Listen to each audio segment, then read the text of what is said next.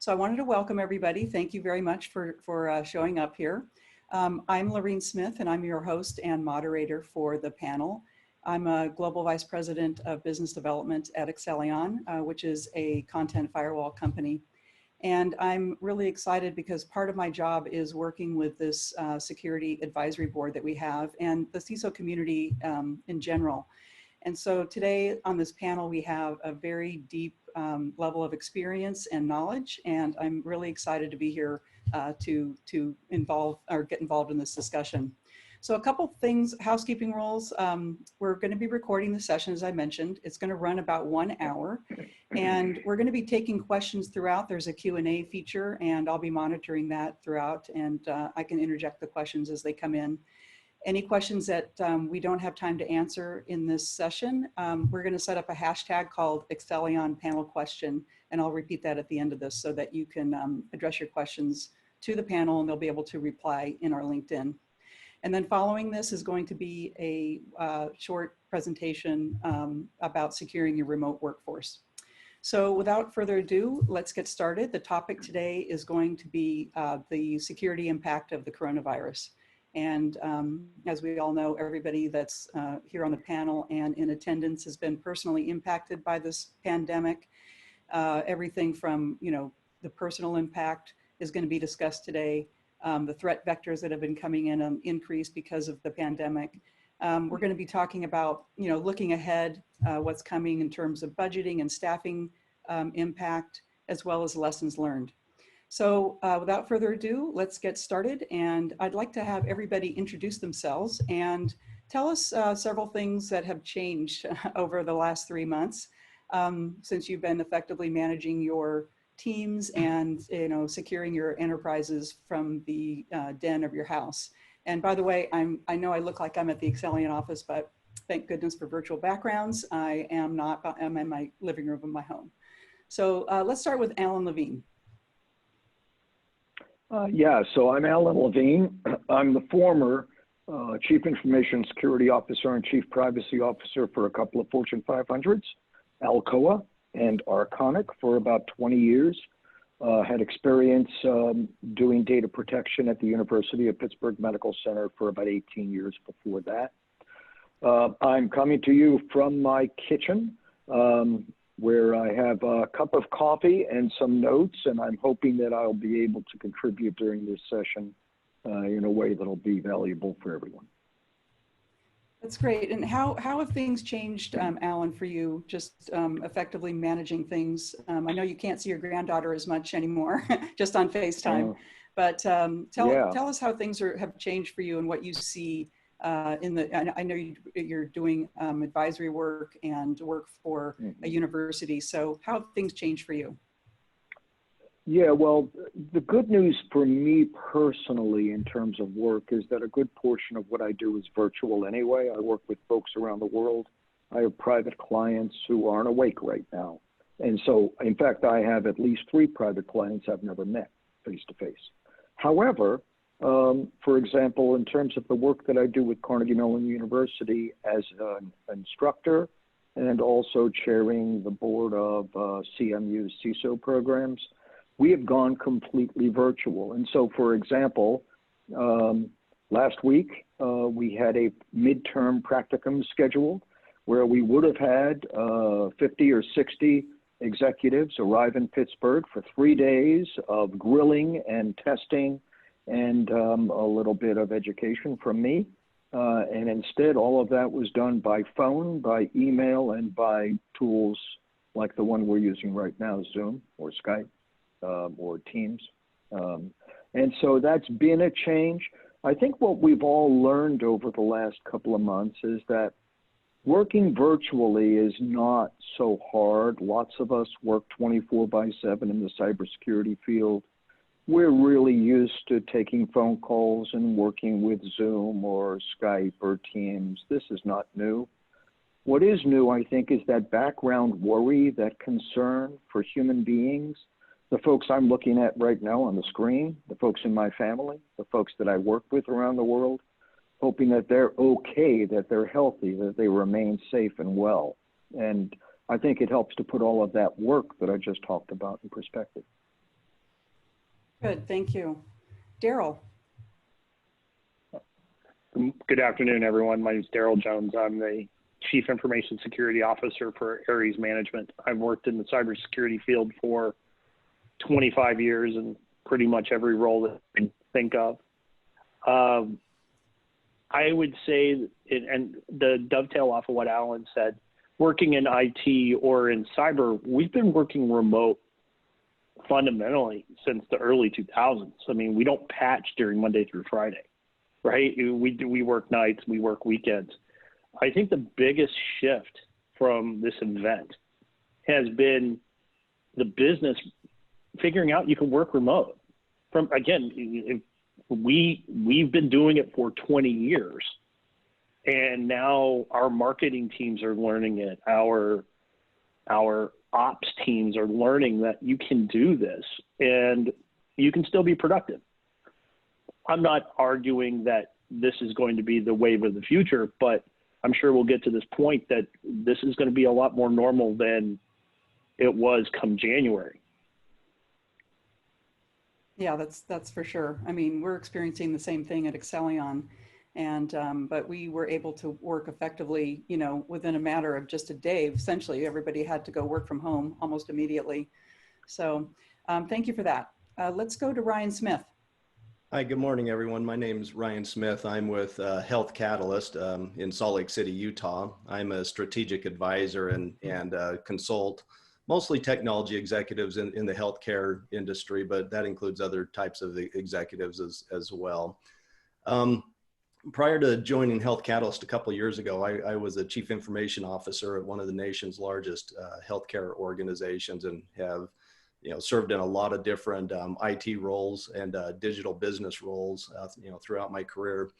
When I kind of look at some of the changes, obviously healthcare has been hugely impacted by COVID-19, being a viral pandemic. And as I talk with peers across the industry, both CISOs as well as CIOs, I hear feedback that, they've never been busier than they have been in these last 2 months. And at the same time, I've had some interesting feedback from a couple of my peers saying that the work that they've done and that their teams have done over these last 2 months in particular has probably been some of the most meaningful and impactful work they've ever done in their entire careers, as we've just seen this massive uptake in our particular industry and in the remote workforce.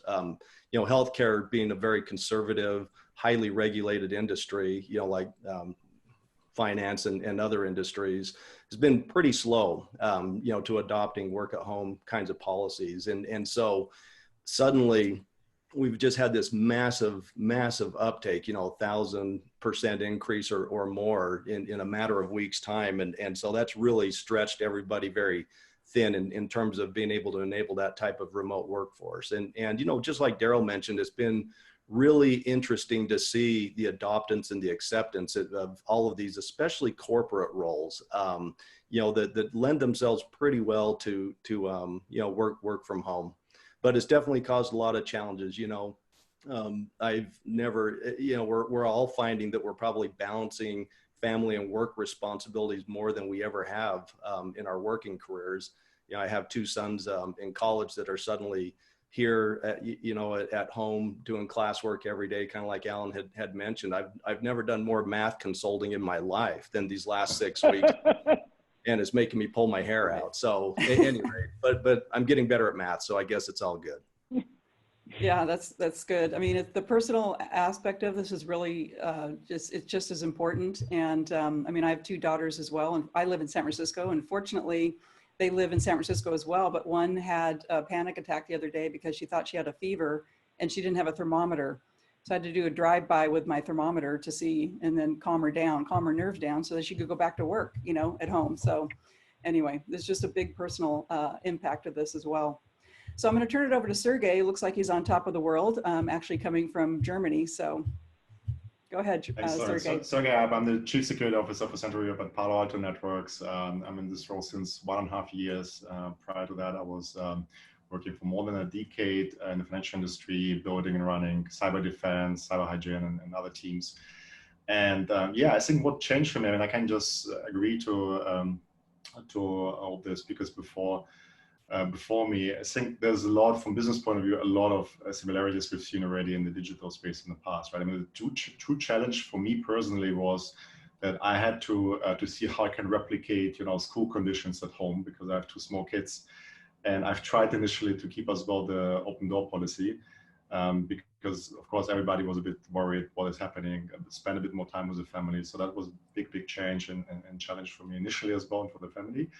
But from business point of view, I think, we are definitely, as an industry, prepared to work in a digital way. What I feel is, specifically in the industry where you travel a lot, is that the number of meetings increase quite significantly, because people all of a sudden don't need to spend half of a day to go somewhere and then, spend another half a day to go back just for one meeting.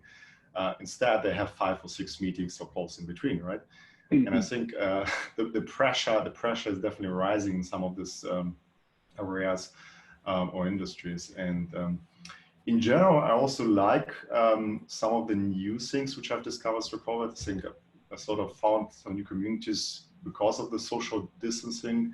Like our company, Palo Alto Networks, introduced, for instance, virtual yoga sessions, or my friends invited me on Sunday for a virtual whiskey tasting, right? We have with our team on Monday, virtual pancake type of competition. So there are a lot of aspects as well we wouldn't really think about, without COVID. So I think there's definitely a positive side of that as well. Yeah, that's really true. I was speaking to one of our people on our team in Israel yesterday, and he told me that he was learning how to cook, and he's learned how to make an omelet with sprinkles of Parmesan cheese on top. So we're going to be producing a lot of chefs out of this as well. So let's shift gears a little bit and talk about just the business continuity plans. I've talked to a lot of CISOs over the last couple of weeks as I've been filling panels that we're moderating. And a lot of them have said that, they had, offices in a hurricane path or tornado path. And now all of a sudden it's not that plan, it's everybody is impacted. And they've had to really scramble a little bit. So I want to talk a little bit about the business continuity plan and how that's been impacted, what lessons you've learned from that, and how that has changed. Why don't we start with Darrell? Sure.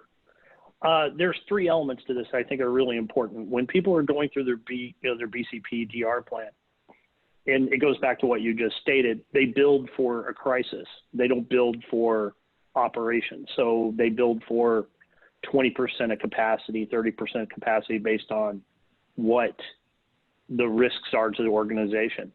And what COVID did is it turned everything had to be 100% of capacity on day one. So that's where you see VPN concentrators and virtual desktop farms by numerous vendors. That's where all the first purchase orders went. And I'm sure anybody here will tell, everybody knows that, especially Palo Alto knows that too, is the orders shot through the roof for the VPN concentrators and for the virtual firewalls, et cetera, because we had to get it out the door. And we had to get it out the door right now because Monday they're going to be using it. So back to the most value, most important work we've done really came from making sure people could work from home, and we had the capacity for it. From a data center perspective, that was never a problem. It's really how do you get 100% of your user base remote, because the plans aren't built for, the plans at the time were not built for that. Today, I believe everybody's plans are built for that. Yeah, exactly.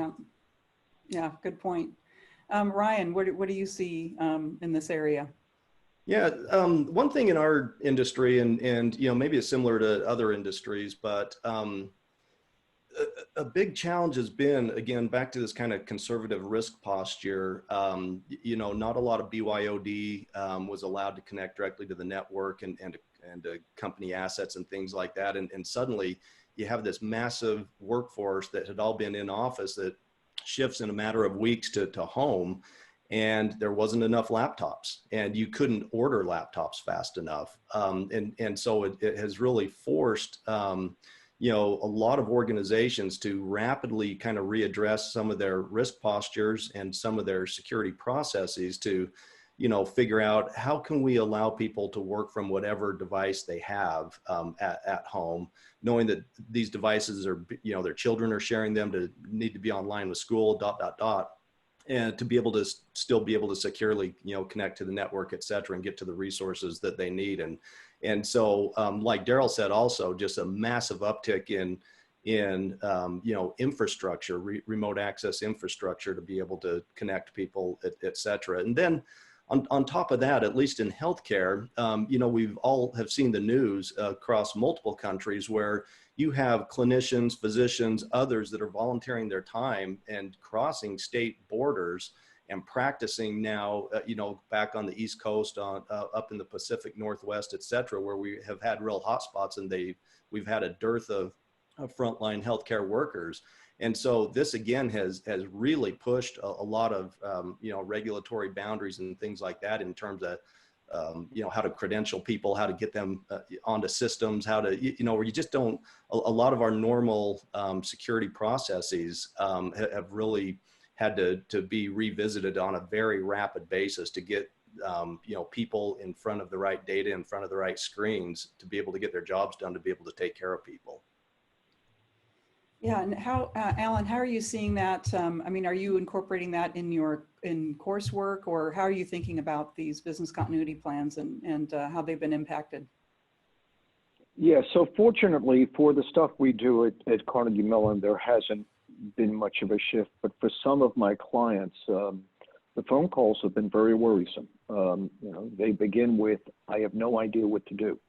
Of course, they're expecting that I have a simple answer for them, and I don't. I remind them that my recommendation is always that if you're a CISO, you should begin by developing a strategy. And if you've developed a strategy, for example, it's based on a framework, let's say it's based on the cybersecurity framework from NIST, well, then you know that you have these things to do. You need to identify, you need to protect, you need to detect, you need to respond, and you need to recover. There's no sixth category that says you need to panic. That's not part of the CISO. Now, that said, no strategy is perfect, and there isn't a strategy that anyone could have developed a year ago that would have addressed and accommodated everything that's happening right now. I think this isn't the time to reinvent the wheel. It's the time to stretch the wheel. It's the time to expand the rubber. And maybe add some spokes, but I have had some calls with some folks who are wondering whether they should eliminate authentication because of all of the password credential failures they're having with folks who are logging in remotely for the first time. You can imagine my advice has been, I think you shouldn't do that. I've had some folks who have said, well, maybe, even for our most critical data, what we need to do is end this craziness of required permissions because it's getting in the way of work. Well, let's face it, it was always getting in the way of work, but we always believed it was the right thing to do, and it remains the right thing to do to protect our data. And so my point would be overarching, Lorene, that although we need to learn to do things in different ways and accommodate crazy circumstances like BYODs we never expected to be brought, right? We should try and do it within a foundation that we've already developed, that we're comfortable with, and try not to reinvent the wheel. Yeah, good point.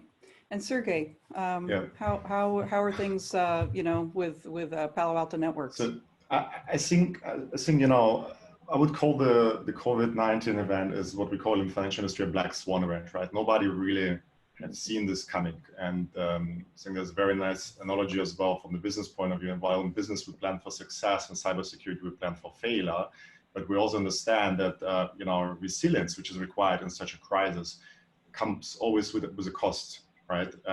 With a cost which you have basically to invest. And most of the companies haven't done that really from the technology point of view, and very often from the process point of view. So I would really try to look at this from the people, process, and technology point of view. And first of all, I think the people perspective is a very important one. So for us, at Palo Alto Networks, for instance, we have introduced a couple of calls around daily checkpoint calls where we would just have a look how the people are doing. Basically, try to deconflict certain things. I think leadership and communication is very important in this times, and we understand that people is potentially an asset you can't replace and you can't scale. So you have to keep them motivated. You have to keep them informed as well. And things like setting up as well a COVID relief fund where we've got some money together, basically around 2 million within 1 week, just to fund certain initiatives as well, help people.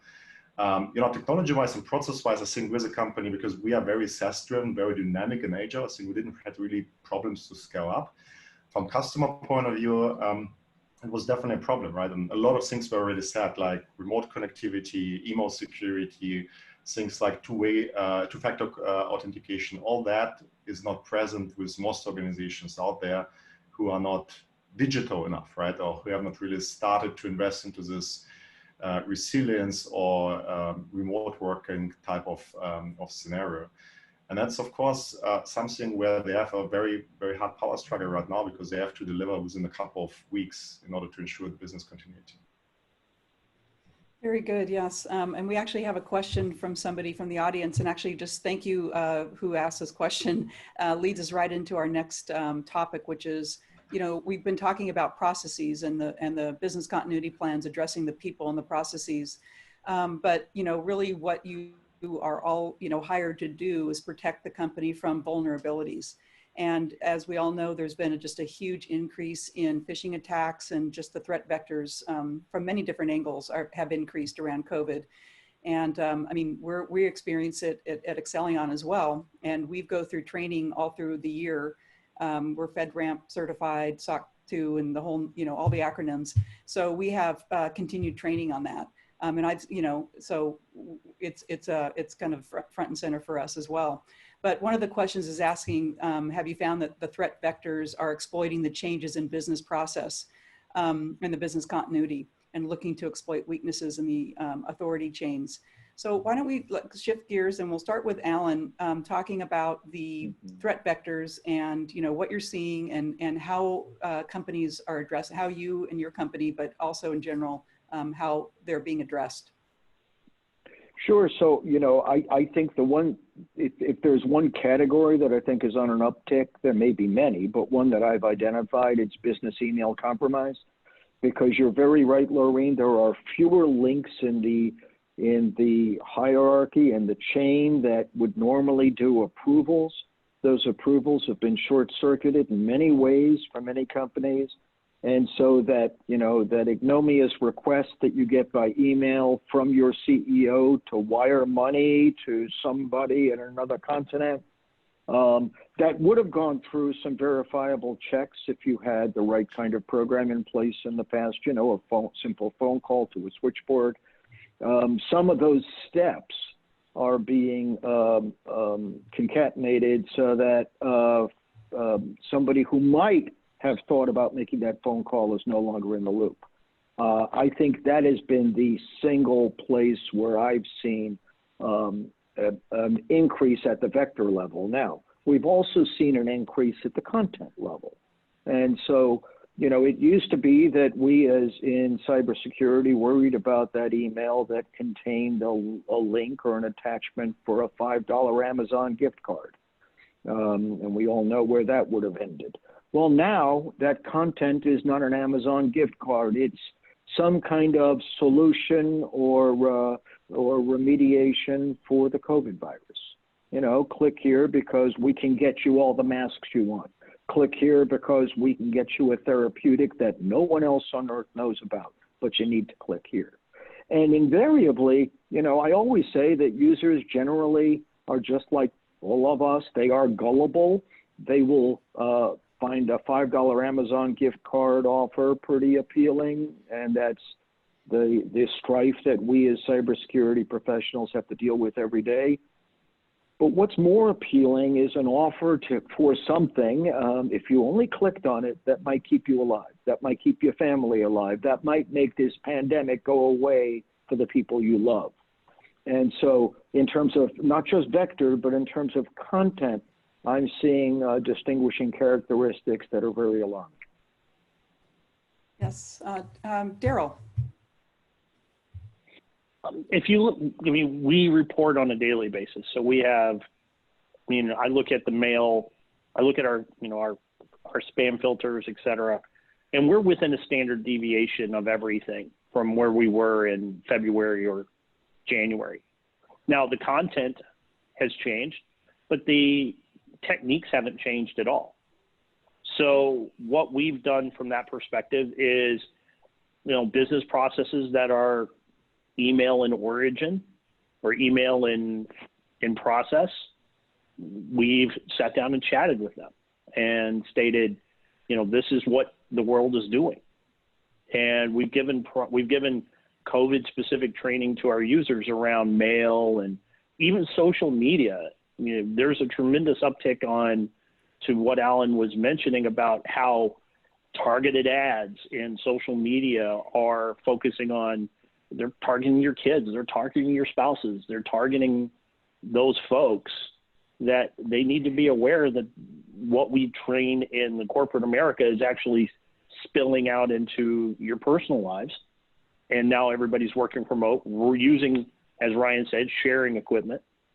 Now there's a viable risk there. So our training, but fundamentally you're not, I wish I had a better analogy.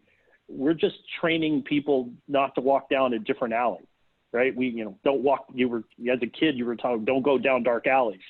Now we're like, okay, don't go dark alley, you know, don't go down these alleys.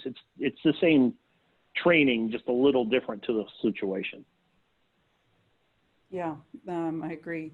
Sergej, what are your thoughts on the cyber attacks? So I think I would offer two perspectives, perhaps. First of all, the perspective we've discussed already around the attacks itself, right? And our Unit 42, our threat research team, is tracking a lot of campaigns utilizing COVID as a theme, of course. But I think what is not really a surprise is that we see the threat actors adopting even quicker than, you know, the marketing departments of the security companies, or even like all the other companies, because this is something we've seen in the past, right? Cyber threat actors are very, very fast in adopting to the new threats, and this is something I don't think that we wouldn't expect. And even the fact that we've heard all these claims initially, the healthcare industry will not attack due to the respect of COVID. All these claims from the cyber threat actors are not true. In fact, we're tracking right now some specific campaigns in Canada and in other regions where hospitals and where medical organizations were attacked, right? And also we see more and more targeted type of attacks starting to happen.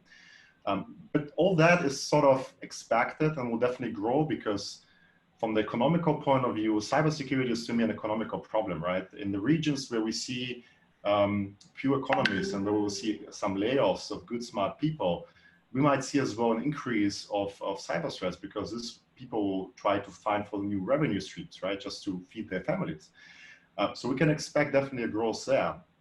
I think what is really new is what Ryan mentioned beforehand, that the increase in bring your own devices and very often this lack of understanding how to manage all that will simply increase as well the risk of data loss, right? Because imagine there's so much critical data which is flying around, and where we as organizations, companies even understand how critical this data is and where is it located, who is taking care of this data, and so on. Coming from the financial industry, again, we've got a lot of regulations specifically requiring integrity and tracing of data and so on. I think this will be simply not possible in the future world if we're going to democratize this is in a very, very short time frame, all of these controls. Yes, and I'm going to turn it over to Ryan now. And I know, just being in the healthcare industry, it's you know, it's extremely critical. And I know that there's been a lot of attacks, and obviously what Alan, everybody's been talking about around COVID. So what are your thoughts on that? Yeah, so, you know, like Darrell said, fundamentally, the attack mechanisms are the same. What we have, though, is this environment that is almost like this perfect storm that some of my colleagues here on the meeting have alluded to or directly said, and that is we have massive job loss across the world. So that's motivation for a lot of smart people, you know, to look for economic means in other ways. We also have a lot of fear, uncertainty, and doubt right now. We have a lot of tipped over processes in organizations, just like we've talked about, with needing to extend remote access, 1,000%, from what people had 2 months ago. And as whether it's any kind of natural disaster or a global pandemic, that's what the threat actors really prey on, is that susceptibility. And so, just as an example, I saw a stat in the last day or two from Zoom, that at the peak usage they had in 2019 was about 10 million daily users. That has, as of at least the end of March, has surged over 300 million daily users on their system. Well, that tells you, they're finding security things in their product. At the same time, even if it's inherently a secure platform, configuration, et cetera, for a lot of people that are using Zoom for the first time can open up pretty big security challenges. I saw a report from Google, that just COVID-19 specific or related, traffic coming through their networks for Gmail, for G Suite, et cetera, has exceeded 18 million things that they're, messages that they're blocking per day that are just COVID-19 specific. So we're seeing all kinds of upticks in the healthcare sector for sure. We've seen ransomware attacks very specifically directed at the World Health Organization. We've seen multiple breach notifications from healthcare organizations in the last handful of weeks. And as I'm talking to peer CIOs, they're talking about, how susceptible a lot of their purchasing agents have been in their supply chain organizations that are desperately trying to get PPE supplies and other things like that, and are absolutely going to new suppliers, and I'll use that, suppliers that, just to try to find equipment. And so, yeah, it's a much easier ecosystem right now for threat actors to, perpetrate these kinds of attacks. And because I think as a society, we're just that much more gullible maybe than we were 2 or 3 months ago. So I think it's testing everybody's mettle. It's been a very challenging environment. Yeah, I was going to ask, go back to Darrell, and how are you, warning or training your users at Ares Management on these types of attacks? So the crisis committee took a holistic approach to this. Cyber is only a piece of this animal, right? And Ryan's alluded to it, Alan's alluded to it, everybody's alluded to it, which is there's also a human element of this. People are, I don't know how many times I've seen pets and children in Zoom meetings over the last month, right? And it's now the new normal. So all of that has equal footing in the course of managing a business. So cyber is a slice of that pie. We have a bi-weekly email that goes out. We have a bi-daily firm, town hall that goes out. My updates go in. We keep a document repository of best practices and articles and video clips of all things around this, and we keep that updated. And those updates are managed through the bi-daily email that comes out. But it's you put it into a whole risk posture. Cyber, I know it's the most important thing on this call, but it's not the most important thing to a COO. So everything has to be put into a pantheon of importance and handled with as its relative reasonable risk. Yeah, I mean, I look at what we do at Accellion. I mean, when we have meetings with our CEO, every meeting starts out with a very personal note about, making sure that we're all safe. And it's great that it's coming from the top leadership, because then we can all manage down that way as well. But when we recently had an all hands company meeting, and the first 5-10 minutes was all about making sure that we were safe and secure, and, that we were supported by him.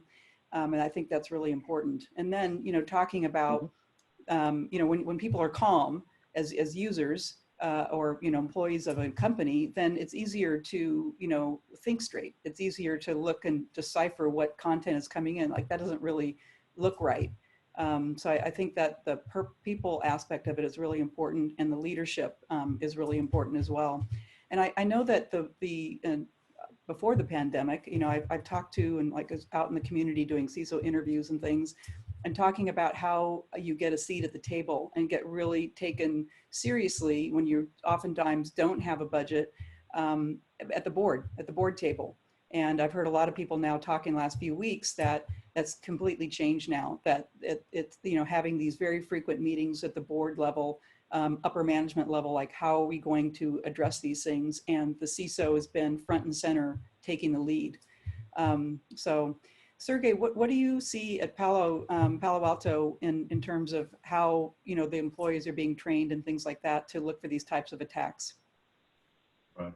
So yeah, I mean, working for a security company and also, you know, having a CISO title is quite hard, right? Because everybody knows better how security should work, right? Imagine a couple of thousands of security people, but we take security, of course, very, very serious. As I've mentioned already, and as mentioned as well by some gentlemen here, we have as well a lot of calls. Communication is key. We have daily calls with multiple teams where we simply check out how things are going. We've issued multiple security trainings, and even doing this and repeating that, everything you know anyway around phishing, malware, and so on, I think helps just to understand and be very, very clear and cautious that these things can happen. Right? Of course, it should be as well somehow interactive. I think this is the most difficult tasks around cybersecurity awareness. How do you make it interactive for the individual so that he really gets some takeaways rather than clicking through a specific training, right? And yeah, I think this is something what I can share in this space.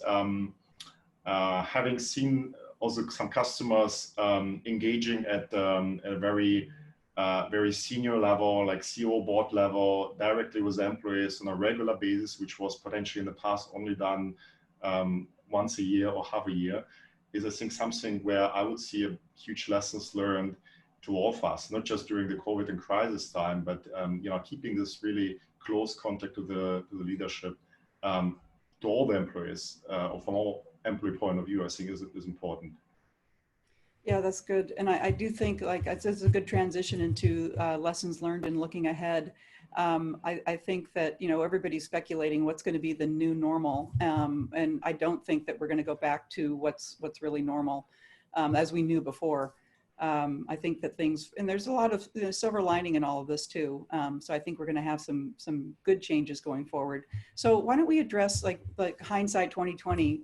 What are you going to implement that's new going forward, and maybe give some advice to the people listening here about how business continuity plans change, and how just what you've learned from this. Let's start with Alan. And I'm curious how you're going to incorporate things into your training curriculum at Case Western. At Carnegie Mellon. I mean, Carnegie Mellon, sorry. It's a different university in a different state. Sorry. Yes, sorry about that. If there's anybody from CMU watching, they would, well, hold on, just so that it's clear to everybody, this is Carnegie Mellon. There you go. They give me the mugs for free. So I think there are some very specific lessons learned. Some folks here have touched on this today. The importance of hot spares, of having access to extra assets when you need them, when you go from needing 100 laptops to suddenly needing 1,000 laptops, when you have to ramp up VPN, or if you have to ramp up MFA for VPN. I think those are very discrete and specific lessons learned. We always knew that in a worst case scenario, those kinds of things might be important. We just never really dreamed we'd face this kind of worst case scenario, because this really is the worst of the worst, right? We're focusing in this call, rightfully so, on the cybersecurity aspects of the pandemic. But I've reminded us a couple of times, I remind people in my family on a daily basis, at the end of the day, people are dying. There are people whose companies will go out of business because they couldn't withstand the storm that is happening right now and may persist for some time. There are folks who will be laid off and will not have jobs again. I would like to see the lesson learned that comes out of this, that we all learn to work better in a global community. You know, Friedman said many years ago that the world is flat. He wrote a book about it. What we've learned along the way is that it's not flat. It's very bumpy. And in some cases, there are Himalaya-sized mountains in between the civilized or Western world and the undeveloped world that will be devastated by this virus if it reaches them. So I know this is about cybersecurity, but because of the nature of this event, this tragedy that we're all facing, I keep coming back to the human beings, to the people who are going to get sick, to the people who are going to die, to the people who are going to lose their jobs. And most of my lessons learned that I take away from this aren't about hot spares, right? They're about better ways to treat and value human beings because, you know, I mean, if you think about healthcare workers, just as one example of many on the front line, we're asking them to do things that we might not have the courage to do ourselves. For them to go to war on a daily basis in the way that they're doing it. And, you know, have I ever valued an emergency room nurse in a significant way? I don't know. You know, she fixed my leg and I went home. Now I'm going to value them. My lesson learned is that people matter more than ever and the people on the front line matter the most. Darrell.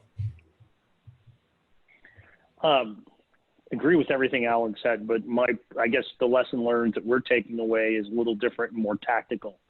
And that is, there could be a 20% request in users not wanting to come back to the office.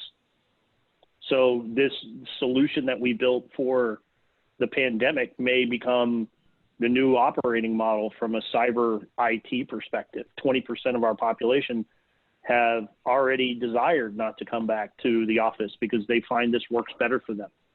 We also have a very large percentage of the population. So context for everybody who doesn't know, I live and work in New York City. So we're the epicenter for the United States of this pandemic. We have a large portion of our population that left New York City, left the tri-state area to escape the pandemic. And nobody's saying what they did was wrong, and nobody's saying that it wasn't called for. But a large portion of those people are stating, hey, can I just stay in North Carolina? Can I stay in Florida? Can I stay in Texas and only come to New York City when I have to? And so this is going to be, the advice, if there's any advice to provide, is your plan should include this becoming more normal than what the old model was, because people are going to ask. And you need to be prepared for that, especially in the data management side. Yeah, that's very true. I'm hearing that from a lot of people, and I think day by day as it goes by, you know, it's the reality of this is setting in, and it's working. I mean, we're effectively working productively at home. Ryan, why don't I would like to get your feedback on the on lessons learned as well, but also just shifting gears, and in the interest of time, I want to start looking ahead, like projections for budgetary concerns and things like that. You know, I've talked to a lot of people over these past few weeks. Some budgets have been impacted greatly, some aren't at all, but they're looking ahead at what's coming and what that means for staffing, and you know the kind of the impact around that. So, can you share your thoughts on that? Yeah, sure. So, you know, if we just rewound literally just back to even January 1st, and we looked at Gartner projections for IT spend globally, et cetera, and other projections, it was somewhere in the like 3.6% increase for IT spend. You fast forward now here into April, and, you know, the projections now are somewhere around a 2.7% decrease in global IT spend. And what that's going to directly translate to, and many of you that are, you know, listening or watching today have already seen capital budgets be frozen. You're already seeing furloughs. You're seeing layoffs happening and things like that. And 2020 is going to be a very challenging year, and I dare say into 2021 as well from an economic recovery perspective.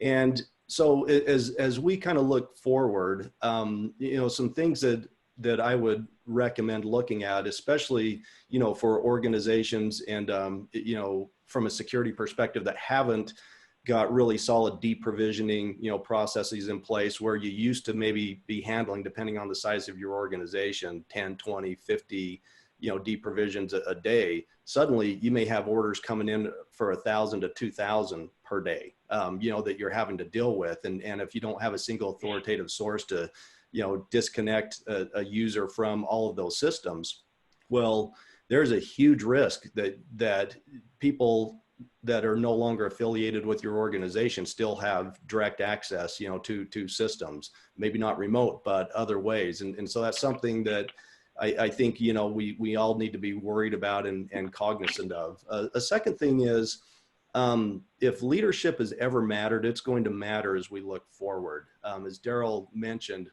you know, we're going to have a lot of workforce members that are going to be opting in to want to work remotely now that they know that that works.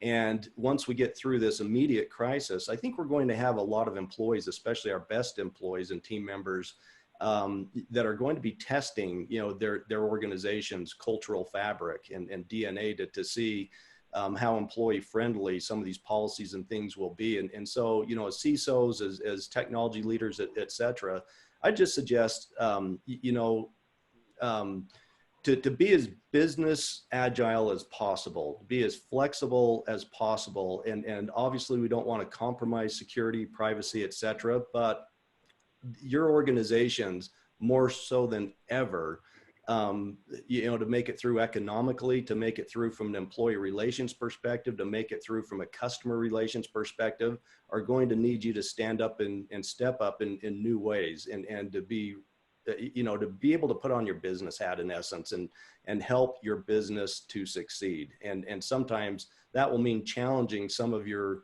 old postures that maybe you had while you're still needing to keep things secure and private.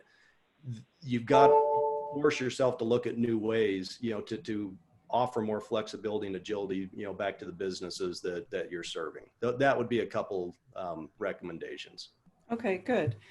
So let's have Sergej answer as well. And then I'm going to address a question and open it up to questions because I know a couple are coming in right now. So I would perhaps to refer back to a quote from a fellow CEO who brought it down basically to the message, 2020 is a year of safe bets, right? Because I think we are currently in a very, very unstable situation. I think we're over the shock condition. The crisis mode is a bit of over. Everybody is already used to what is happening. Budget were frozen for most of the companies, and everybody's just focusing on the most critical, from technology point of view, technologies around, you know, collaboration, around getting devices being distributed to all the workforce because the situation might stay longer than expected, ensuring that all of that is being secured as well, right? So this first phase is over, and the question is just how long will the second phase, the recession phase, you know, be there? And I think from the financial point of view, the speculations where it will be a type of a V recession, so we'll go up very quickly with economic growth. Right now, there are a lot of speculation that it will take a couple of years. And from, you know, if you try to translate that back to IT spend or investment in security, it would mean that most of the companies have to be very, very cautious. I think most of the investments we'll see will be very much ROI focused, right? What is the return on investment in implementing something? How does it help really my budget? How does it help really my company basically to still keep the revenue, keep the numbers as promised? And I would say like this everyday Christmas type of age, which we've experienced in cybersecurity, especially in security operations, cyber defense, will be over. And the focus will be in this recession time, which might last a couple of years, right?